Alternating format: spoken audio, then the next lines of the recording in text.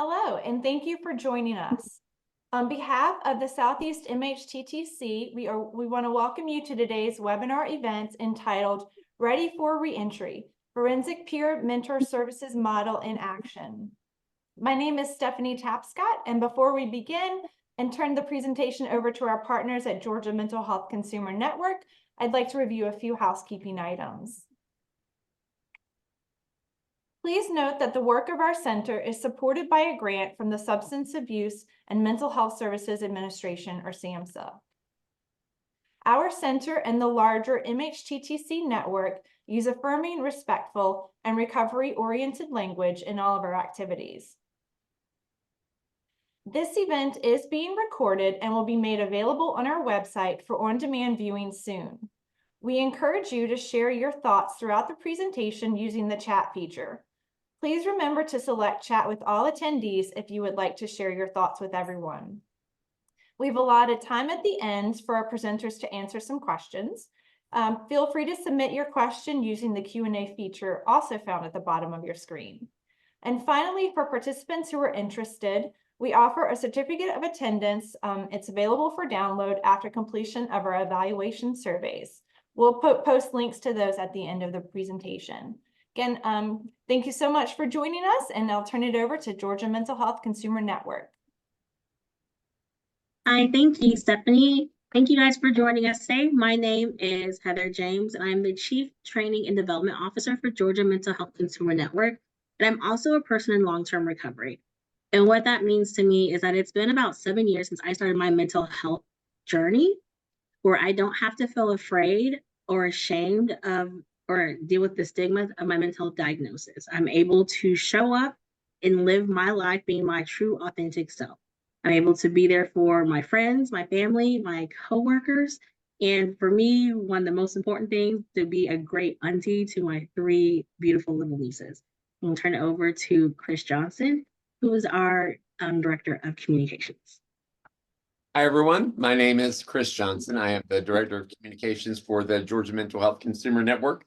And please don't be scared by my camera. It zooms in and out on its own, and I can't stop it. So I'm very happy to be with you today. I am a person in long-term recovery. What that means for me is that my mental health concerns have not prevented me from leading a full, productive, and rewarding life since October 2008. Today, I am an active and participating member of my family, my community, and my workplace. And my mother doesn't have to worry at night about how I'm going to be. That was not always the case. Today, I speak out about my mental health recovery because I want other people to know that you can get better. Now, that's to say, we have to do some stuff, right? One of the things is showing up, and today we are showing up with our good friends and colleagues from the Georgia Mental Health Consumer Network, Angela and Antoinette. So, Angela, would you like to take it away? Absolutely. Hi, everybody. I'm Angela Adgers, and I'm the Forensic Peer Mentor Project Director. I am also a person in long-term recovery, and what that means for me is that I have been able to make somewhat sound decisions for the last 20 years. I am so grateful for recovery. I am so grateful for being able to speak out loud about my diagnosis and not feel ashamed anymore. So for that, I'm truly grateful. Oh, I guess that leaves me. Hi, I'm Antoinette Gerald, and I'm also a person in long-term recovery. And what that means for me is that my recovery has allowed me to be present in the lives of my children, to be a full-time mother, have my kids be proud of me today for the journey that I was on and overcoming, and to allow them to see that even though we fall down, we get back up. And we do, as in recovery, get to get our lives back. And I'm grateful. I am very grateful for that today. I'm also a forensic peer mentor here at one of the daily reporting centers in Gainesville, Georgia, the Gainesville DRC. And I'm excited to be here. Thank you so much, Antoinette and Angela. This is our final session in our Ready for Reentry series. And we've been talking about the forensic peer mentors. We spoke about the training, how to connect with stakeholders, in just, building a program. And so today we'll be talking about, having boots on the ground. What is it like, living the life of a forensic peer mentor? By the end of this series, you should be able to identify the roles of a forensic peer mentor may play in the successful reentry of a forensic peer, identify the challenges and opportunities faced by supervisors and leaderships across behavioral health, criminal justice, and other stakeholders, and then determine the need and capacity for a forensic peer mentor program within your community. And so I want to go ahead and get started with our first question. So Angela and Antoinette, can you kind of walk us through, can you, in your words, kind of explain to us, what is a forensic peer mentor? So forensic peer mentors are people living in recovery from mental health and or addictive disease diagnosis, as well as having lived experience with the criminal justice system. They operate from the perspective that people with mental health and addictive disease with lived experience with the criminal justice system can recover and live their lives successfully in the communities of their choice.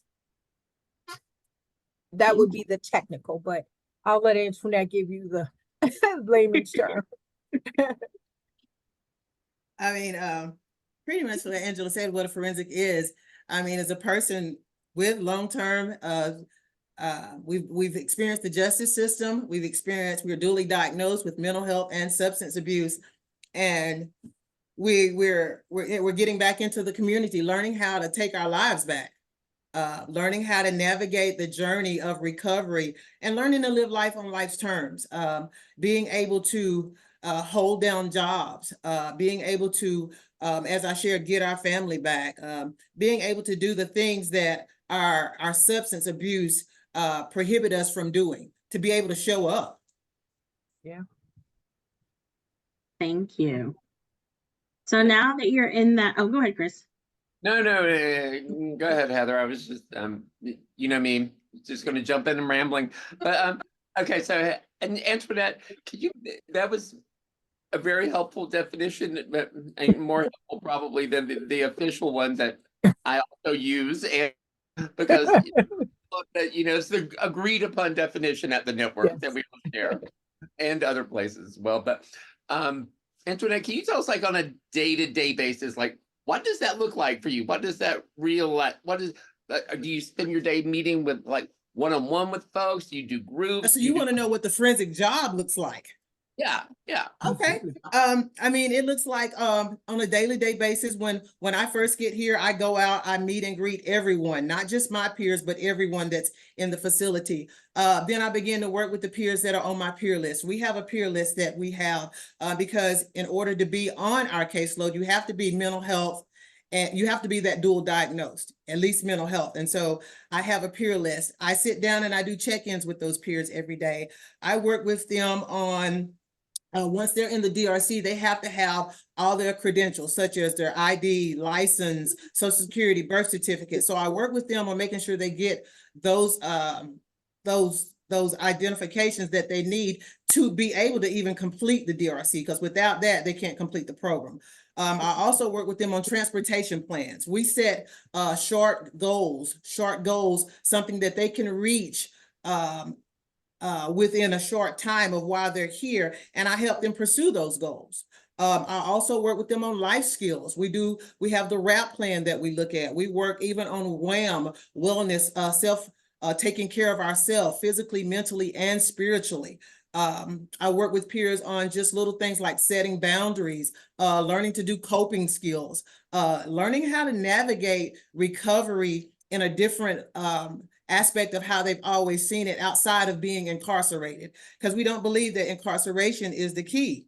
Learning how to do this and having a support like me as a forensic, somebody who's kind of living life independently now, and somebody that they can be accountable to, also help them with resources for jobs, help them with housing, filling out the housing survey. So if they're homeless, having somewhere to stay. If it's not the housing survey, then what resources do we have in the community that they can get? Helping them with clothing, helping them with food stamps, getting their food stamps started, or going to food banks. We set up a transportation plan here in Hall County. We have what we call We Go. So I get them to WeGo, help them get a card that will prepare them so they can make several trips on their own until they can get some kind of transportation set in place, whether it be with family or with a friend, someone that they meet here at the DRC. We do a lot of different linkages, and we also do active care, just teaching them how to take care of themselves. We all know if we've experienced substance abuse, in the jail system, that once we get out and we've been in for a long time and we hadn't done this journey in a while, we forget how to do some just a little simple things. Basic stuff, yeah. Yeah, I take peers to the grocery store. We go shopping together. I help them learn how to do a budget for when they start work. How do I go about saving my money? Even just relationships with family, because a lot of them have lost the relationships with their family. So I'm that kind, I don't want to say mediator, but I'm that in-between person that can kind of bridge the gap from mother to son or mother to daughter, and even help family understand the whole recovery aspect, because family a lot of times don't understand the addiction and what it's like to get in recovery. And so, and being in a program at the DRC, they don't understand that. How does this work? The drug screening, the classes, and why do they have to be there? So we kind of help them navigate all the aspects of getting back into everyday life. Did that help any, Chris? Oh my God, that was so much. Yeah, a lot. You like give your job description. That's amazing. That's amazing. So, so you said men and women. Do you work in multiple facilities, or that's like are you in multiple facilities in different towns? Or you go to one place every day? I go to one place every day. I'm here in Hall County at the Gainesville DRC. Okay. Now, I have been where I've been able to go to multiple because I've worked in the prison as well. So, I can, but right now I'm here at the DRC every day. Okay. Thank you so Thank much you. for that. Angela, is your schedule is your job like hers plus supervising, or is yours a totally different job? So right now I just supervise. I do have experience as a forensic peer mentor. I worked at Gainesville, actually, where Antoinette works now. I was their forensic peer mentor for a time before I became director. And right now my responsibilities are a little different.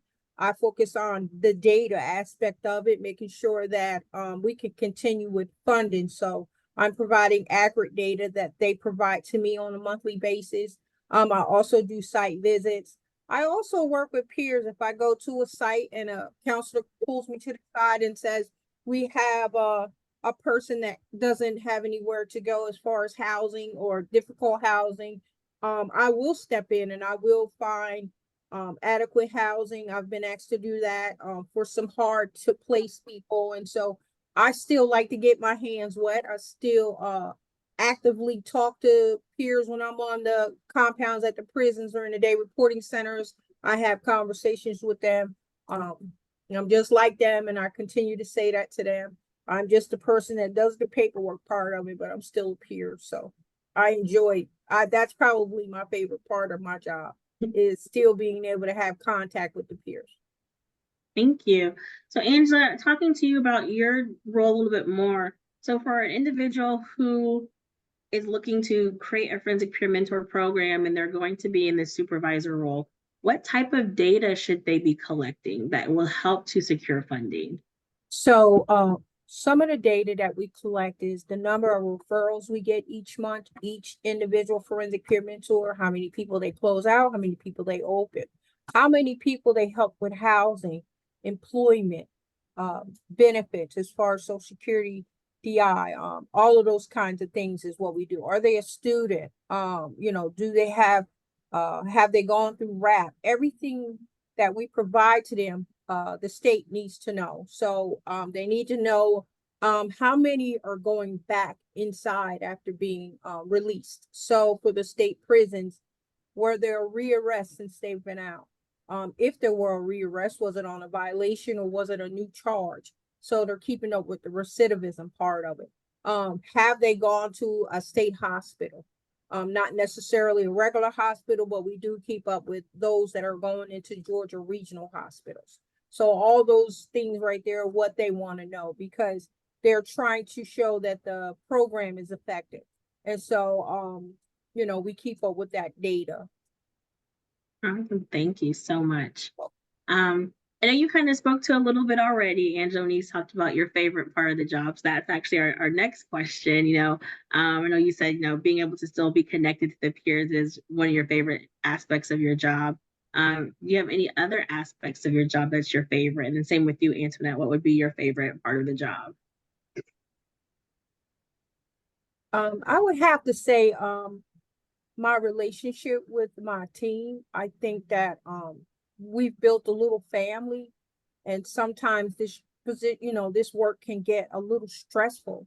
And so with all of us having that same lived experience, we're able to communicate with each other and support each other. And so on Fridays when we have our team meetings, we get to be able to express ourselves and what we're feeling, right? And so we get to work through that with someone else that knows, hey, I got that same lived experience, and I may have experienced that. And so they walk me through things, they peer support me. And so that's the great thing about working at Georgia Mental Health. I get peer support on a regular basis here because this can be challenging, especially the data part. Yeah. Yeah, that power of connection that you're not alone is amazing. Yeah. What about you, Miss Antoinette? What is your favorite part of the job? I'd have to say that part that Angela was talking about as well, but also for me, just meeting with my peers in group. Because in group, when we're in group, even though we do have our one-on-ones where we meet, individually, in groups, we get to talk about topics as a whole. I get to be transparent. They get to be transparent, and they get to see sometimes me as just as I am, a peer. Because we talk about things, and then they have other peers that will chime in where they can get comfortable and see that this is a place where I can really tell what's going on with me, be open, not be judged, not be ridiculed, not be laughed at, but also get some constructive advice or hear somebody else's perspective about it. And I see all light bulbs go off after groups. I'll be like, hey, that was a good group. I love it. I love what we talked about. They come up with their own topics. And usually that's what's going on with them in their lives. And so for me, that's a big part of it because it helps me as well. It helps me as well. The job that I do, I still have my meetings, but doing a meeting is also beneficial for me here at the DRC. So what challenges you? What's your, if you just, because we're running, no, we're going, what challenges you? What's one challenge that you face that, if one aspect of the job could just go away, maybe you put it on a shelf somewhere, what would that be? One aspect of the job? Wow. I mean, I guess, and this is not an aspect of the job, it's just a part of the job, which is the relapse. But I don't know. If I had to name one thing that really could go away that I have to do on a regular basis, I guess it would be notes.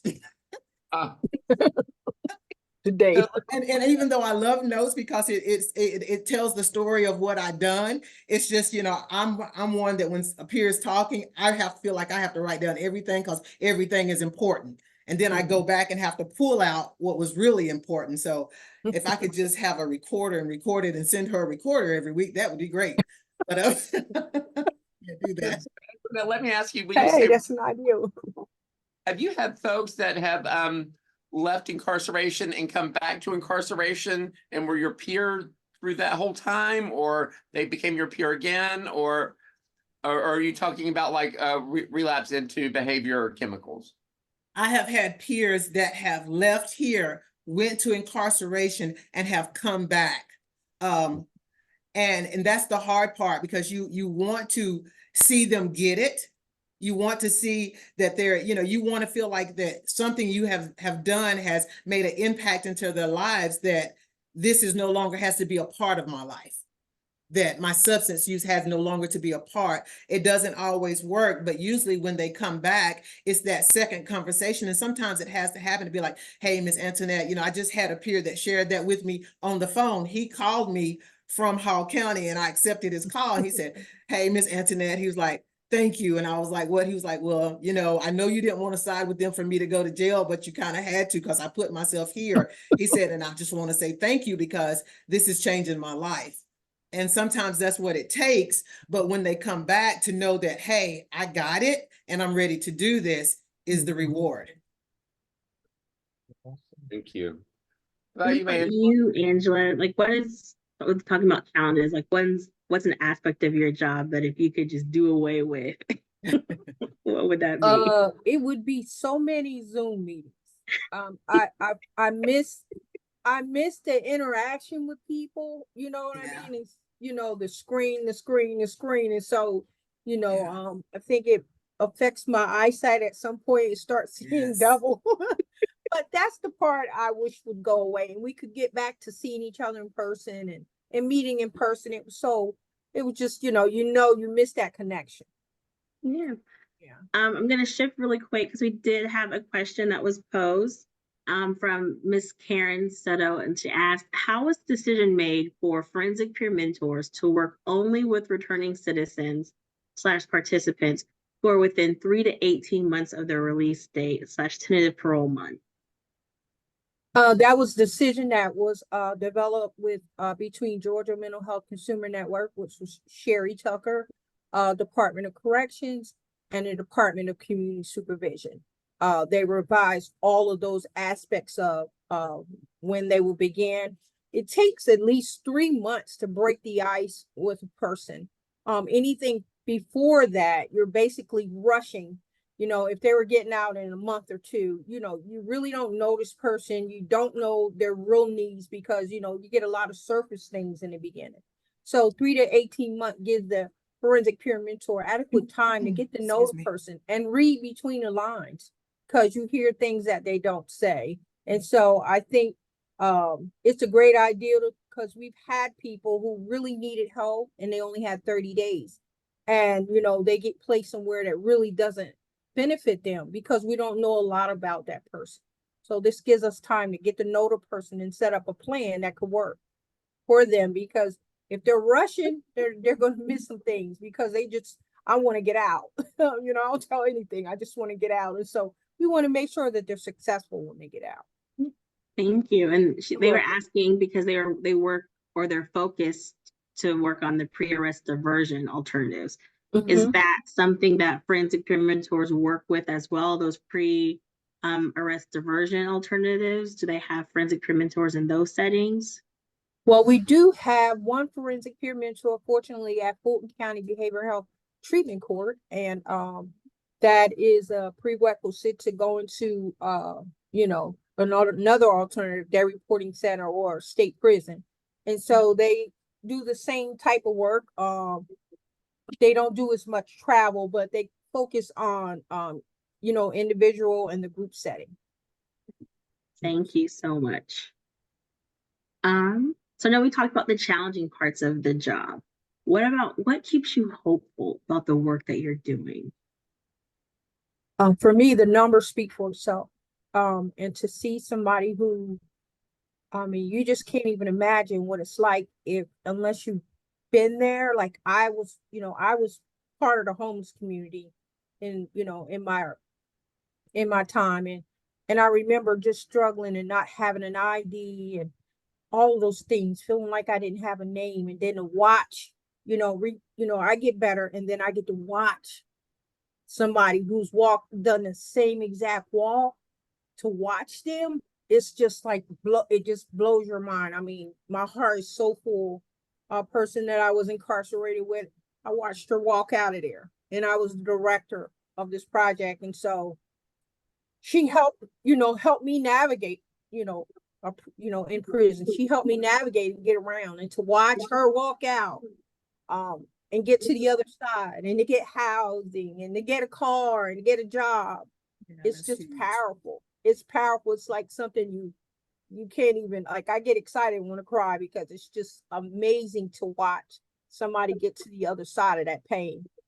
Because that's really what it is, pain that we deal with. We can't, and so it's just awesome feeling to watch somebody be able to get to the other side of that. Well, thinking about that, could you like maybe go a little further, and it may not be this person, but tell us about like your, not your favorite, but how about just your story of success that you go to that when you're having a rough day and you think to yourself, why am I still doing this work? Why am Well, I those days when that particular person was Sure. somebody that I think about. And then I had another gentleman who had lived in the woods for many years. And even though he got a job and he was at his groups every day and he was doing everything, he just would not give up that part of it. And at the very end, right before he graduated, he got his own apartment.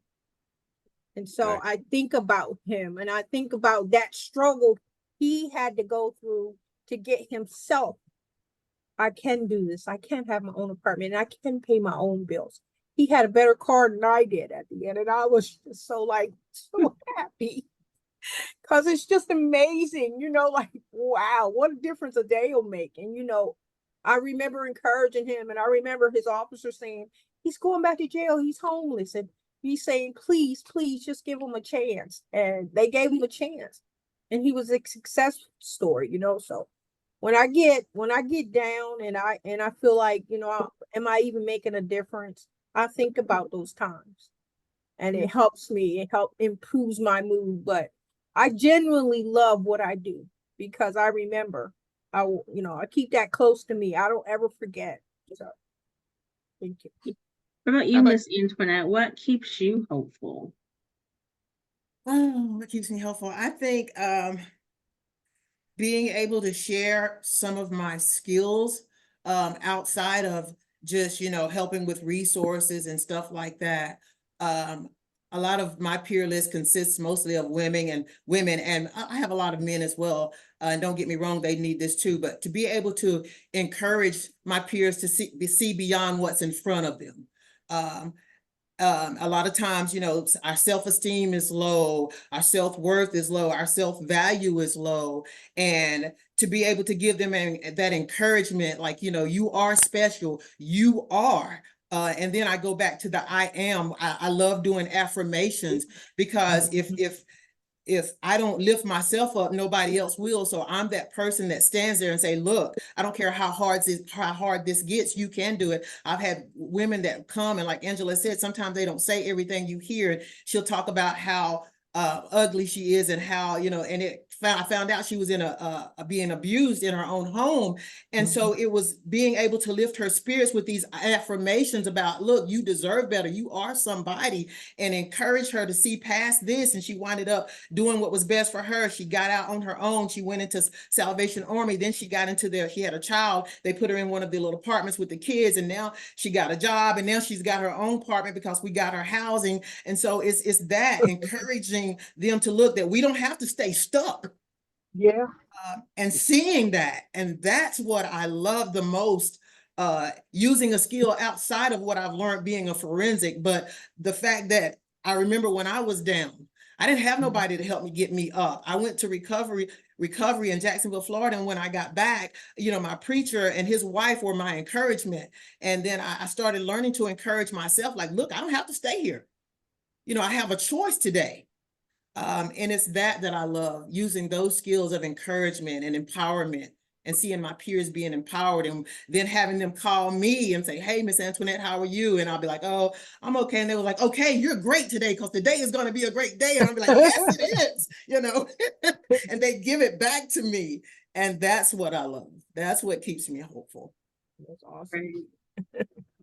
Speaking of skills and tools, what I know that self-care is an important part of your life. It has to be, or you would not be here and smiling and well, right? Because it can be tough work. But what, Antoinette, let's start with you. What skills and tools do you use that you have to take care of yourself when you're not when you are on the job? When I'm on the job, my favorite tool is like during my breaks that I do have. I do a lot of reading and I do a lot of what are they called? I'll go to YouTube and I'll hear these empowerment, just what I said, TED Talks. And I love that. A lot of times I will get out and I love to walk, so I will walk the parking lot. We shut down from 1 to 2. When I'm done with my notes, if I have time, I will get out and just I have earbuds here in my drawer, and I will put those on and I will listen to those TED Talks and walk the parking lots, or I will listen to some encouraging music, things that are gonna keep my spirits lifted. That's really self-care here at the office. When I'm outside of this office, I'm working out, I'm doing the gym. I love to juice. That's a new thing that I'm learning to do. So I'm loving to juice, and just spend time. My daughter's in Virginia. Anytime I can hit the road, I'm in Virginia. No, I learned that there's nothing that beets and ginger won't fix, no matter how. I haven't tried that one yet, but I'm gonna try that one. Ginger will fix it. How about you, Angela? What do you do? for My yourself? most favorite thing to do is spend time with my dog, Tyron. He is not an emotional support dog, but it almost feels like he is. He cheers me up. Just, being able to spend time with him and walk him and, just get out in nature. Cause I don't think if I didn't have a dog, I would be outside as much. So he helps a great deal get outside, and cause I have the tendency, if it's a computer in front of me, I will still work and, work at Yes. night and work on weekends. And so I'm trying to get better with shutting it off. And so Yeah. spending time with him. I'm also a student, so I like doing, believe it or not, homework. I'm always, getting closer and closer to this goal. I've been going to school for so many years. And so I'm down to 8 classes to finally have my bachelor's. So actually 6. I have 2 now, so I'm down to 6. So I don't know. I just feel like, I've been having to, easy does it, take my time, but I feel fulfilled. I feel like each weekend I have my downtime. I, just meditate, TED Talks, affirmations, check it, catch it, check it, change it. I use all of those things that I learned in my CPS training to help me day to day, because I know that I live with anxiety and sometimes it can get overwhelming. The smallest thing can get overwhelming for me. And so I have to practice what I preach, right? So Yes. CPS, those beneficial things, that those treasures that we learn in CPS training, I get to apply them to my life, relax and respond, breathe, all of that stuff. So yeah, most times it works. There are times it doesn't. But they said you could start your day over whenever you like. And so I remember that, hey, let me start over, so that's Yeah, kind of how I like to take care of myself. that's great. It's so true. Using those the individuals have a wrap, though, that Yes. wellness toolbox, Yes. because being in the CPS game, it's not easy. It is not for the faint of heart. And if we don't stay strong within our own recovery and use our resiliency skills, then it can definitely be a challenge. So thank you for sharing, what you You're guys do welcome. for self-care. We do have another question that was posed in the chat, and they asked from Miss Heather, if I pronounce your last name, I'm sorry, Regla. How long have you both been certified as forensic peer mentors, and what did the training look like? I got trained. I've We been got certified together. Yeah, we did in Yes. 2019. Yeah. I started my CPS in 2018. Right after training, I got hired as a forensic peer mentor, and then going in 2019, we both were trained to be forensic peer mentors. And that was when Philadelphia or Pennsylvania came and trained us. But now we have Yes. our own, so that's pretty awesome. So they asked also kind of like, what did the training look like? Like, I know we have our CPS training that's 5 days. I think the forensic is 5 days. Like, what were some of the concepts that they talked to you about during the training that helps you now within your job? They prepare you for going within, because it can be a challenge, especially if you've had that experience of being inside, and to go back in on the other side of that can still be challenging. And so they prepare us, to go back into these state facilities. They have people from DOC that come and talk to us about policy and procedure, and the do's and the don'ts so that we're successful. They have people that come from Department of Community Supervision, and they do an overview. It's a lot of information. A recovery checklist. You know, what do we have? What do we do when we're working with our with our peer? What do we do? What do we ask them? And so it kind of gives us a guide, so that we're well on our way when we're going in. Thank You know, yeah, thanks for that. We one of the things I've heard about more in the past year than I've heard about before is forensic peer mentors when they go to their jobs experiencing trauma, just going into the workplace, right? Because it was a place where, because I've been arrested myself, I haven't Yes. served, but you know, like for me, just a blue light is triggering for Yeah. me. Like, you know, my whole body shuts down, like if there's a blue light, and until it passes me, it doesn't stop. You know, that's it, my whole body is just it's not. And I'm wondering if, and you know, not about you all personally, but have you observed that sort of trauma response in forensic peer mentor colleagues before? And Yes. if have you been, how have you managed, or how have you helped them to manage that? Well, even myself, when I became director, I had not been inside a facility since I left the facility over 20 years ago, but I went in the same exact facility that I had done time. And so it was very, very traumatic because although it looked different and it had the whole reentry aspect of it, I remember when it was cold and callous. And so that didn't go away right at my initial visit. I remember crying being in that environment, and most of my tears were from gratitude. Like, I cannot believe that I'm here, and not because I'm here, but I can go outside that gate. I don't have to stay. You know what I'm saying? And so that was most of my tears, the gratitude you feel when you know that I'm only here for 8 hours and I get to go. So that's pretty awesome. But I know we have a forensic peer mentor that had did maxed out, and he was out maybe 10 months, and he went right back in as a forensic peer mentor, and he almost didn't make it. He it was a lot of trauma, and so he thought about quitting, and I told him my experience, and it gets better. Just remember what you're here for. You're not here for the same thing. You're not here as an inmate. You're here as a forensic peer mentor. You're here to help those that are here. And so he got through that. But I didn't think he would, but he did. He got through that. He got to the other side of that, because he was not only dealing with the fact that he was in there, he was also dealing with the fact that these people who were first over him as an officer and a counselor are now almost like colleagues. And so it was hard for them to change their language with him. Right. So he had to work through that. Like, hey, I'm here as a forensic, I'm not, I have a number now, and so he had to work through that. They had to change how they looked at him, and so he had to be consistent, and eventually it worked out. You know, those irrational fears just kick in. When I was taking 12-step meetings to Rice Street, I remember the first time I went in, and as I was handing them my ID, I thought, what if a warrant comes back on this? It's just going to keep, right?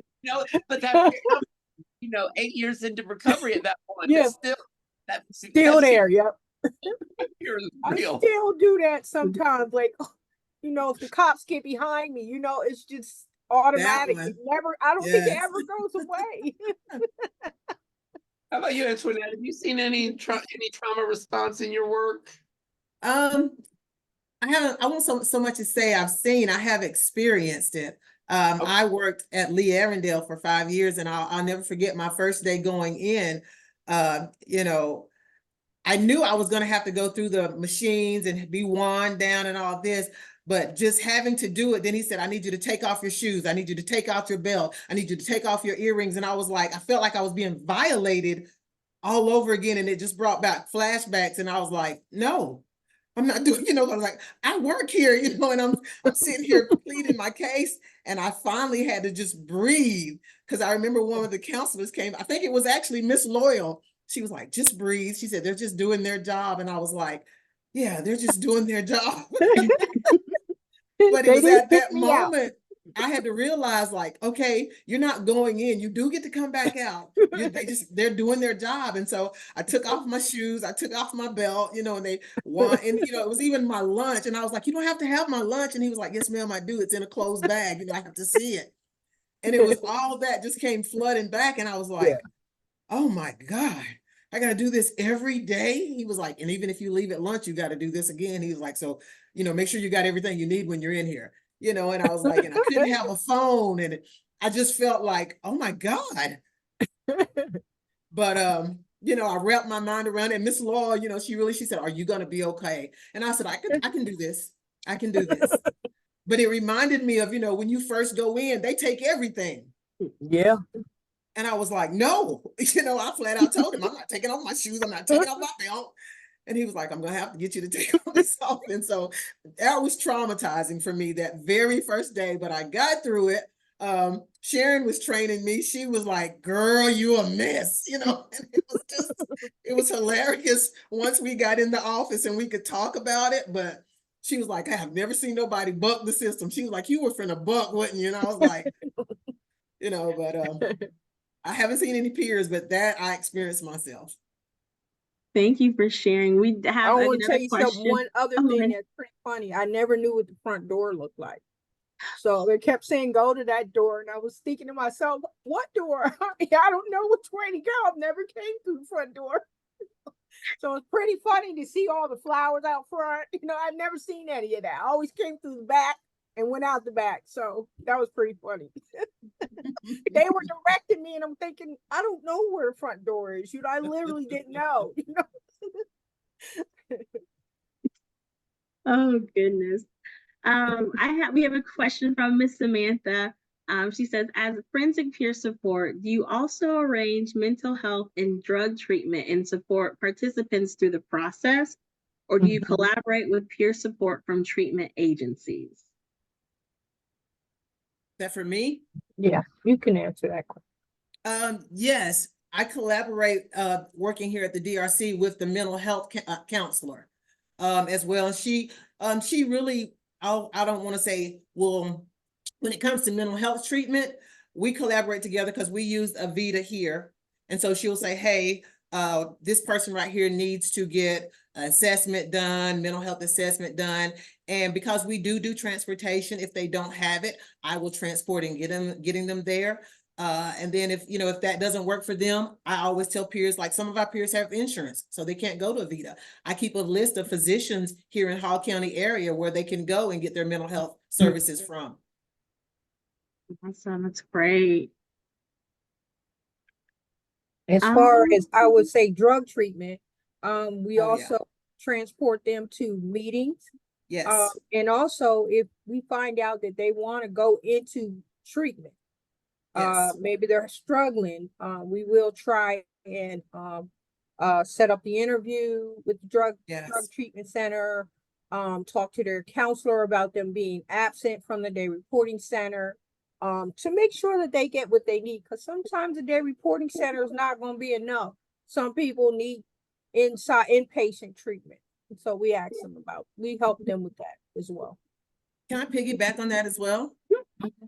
So being the forensic here, we also go out, like I will go out into the community to meet the directors of a lot of our facilities and build a relationship with them.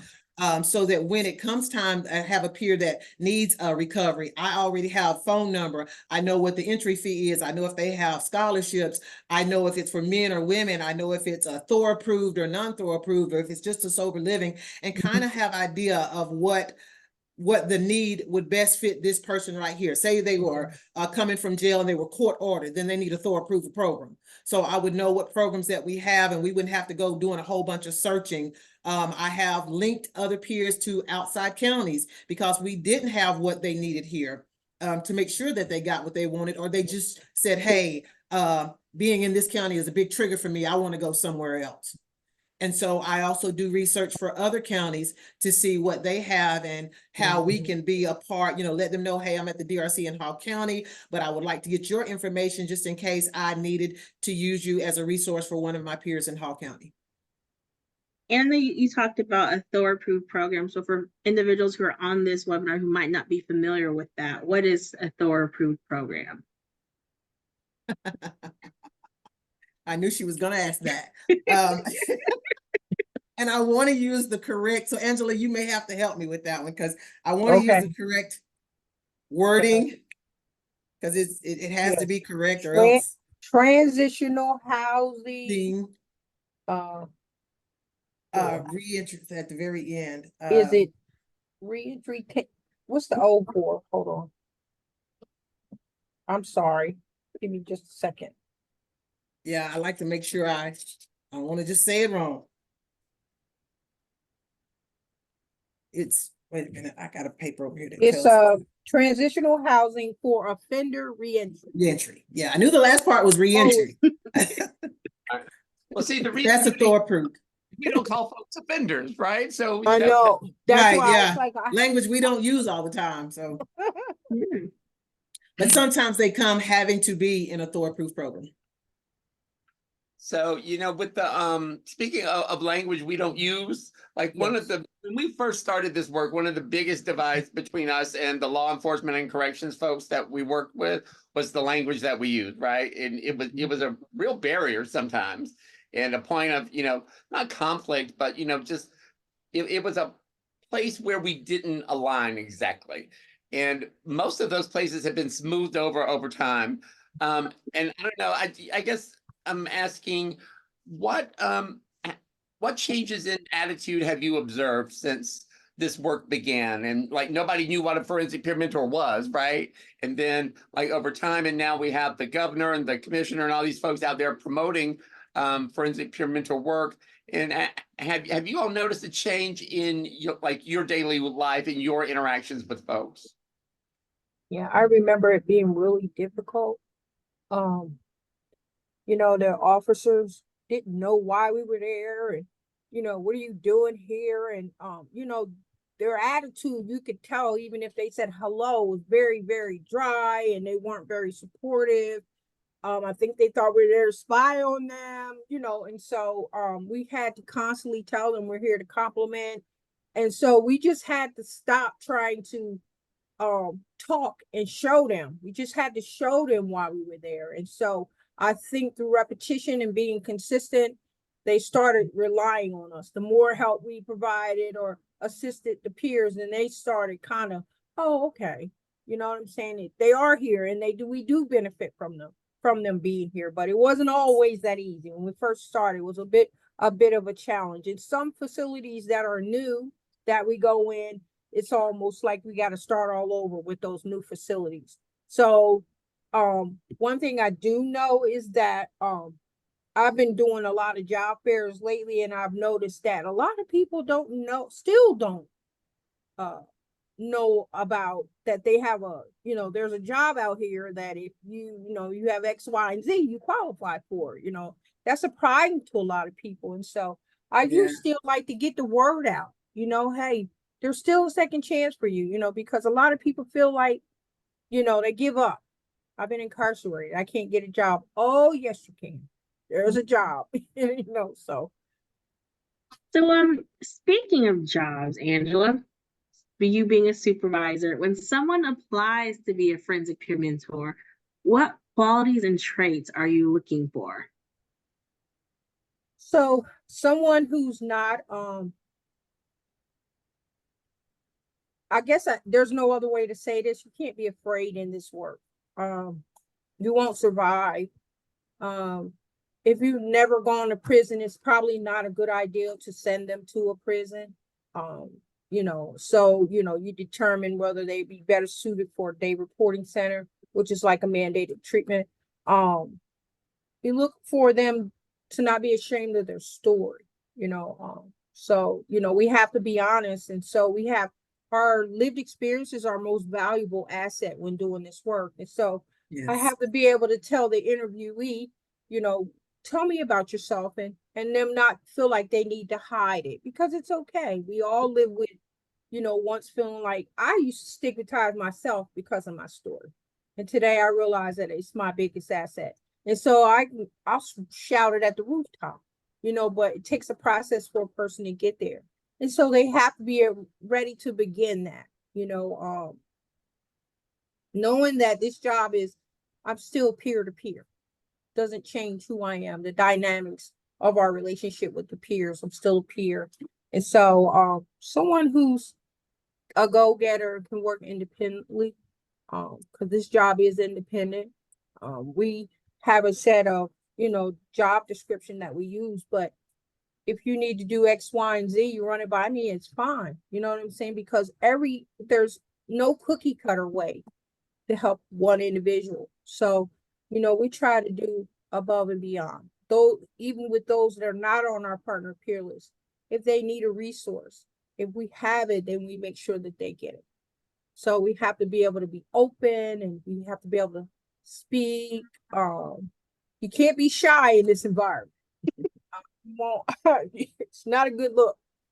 Just for yourself. Only when I mean that and with the greatest respect, because they will run over you. It's not the type of environment where, they're looking at you, they're studying you, and they're looking for your weaknesses. You have all of that to go with and deal with every day. And so you definitely have to be on your P's and Q's. So somebody who's sharp and can think fast and feel safe in an environment that sometimes can be very traumatic. Thank you.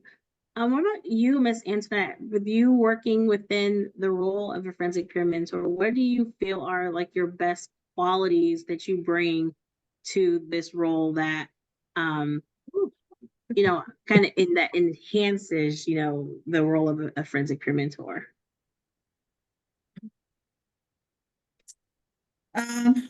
Well, I believe that my honesty. 90% of my peers will tell you. I've had them come and say, "Well, Miss A, I like coming to see you because you shoot straight from the hip," which is true. I'm very honest with my peers, and I expect the same thing because, like I share with them, I believe that's a big part of recovery is being. If I can't be honest with myself, I'm not going to be honest with you.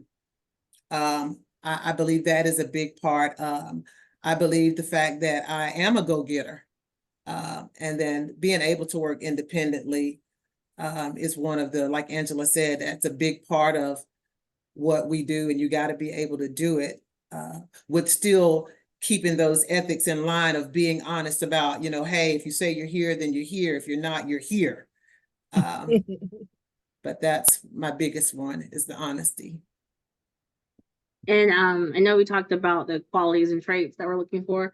So tell me, Angela, do you currently have any open positions? And if so, if somebody was on this webinar, how would they go about applying for those positions?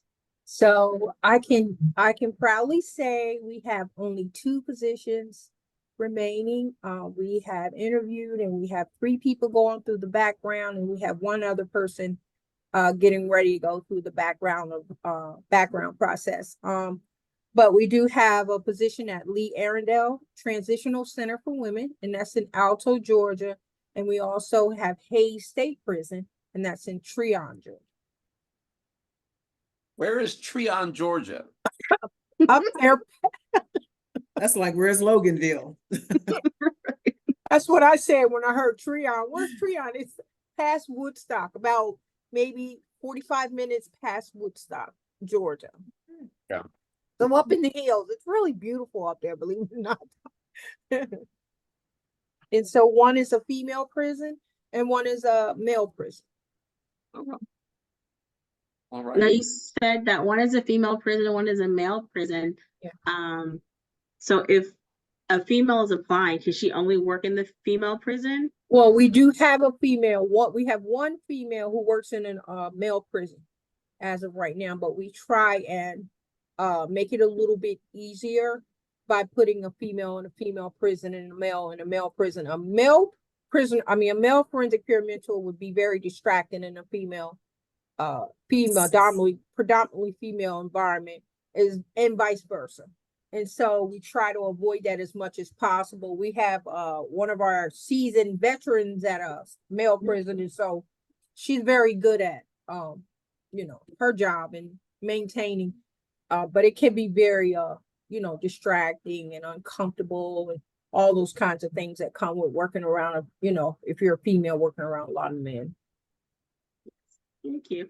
We have just a few more minutes before we end. And so my last final question is if anybody is thinking about becoming a forensic peer mentor, but they're kind of on the fence, like what is kind of word of advice that you would have for them to kind of encourage them to becoming one? Well, I know for me, I knew from the very beginning when I heard about it that this is exactly what I needed and wanted to do. It was no question. When Gina Gardner talked about a forensic peer, I was like, that's what I want to do.